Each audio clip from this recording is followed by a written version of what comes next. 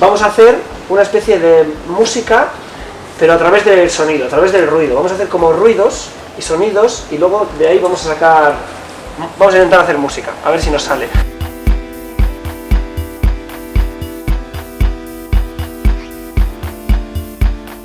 Vale, bueno, vamos a hacer unos micrófonos, que os explico cómo vamos a hacer, y luego con el sonido que recogen esos micrófonos, vamos a pasarlos por estos.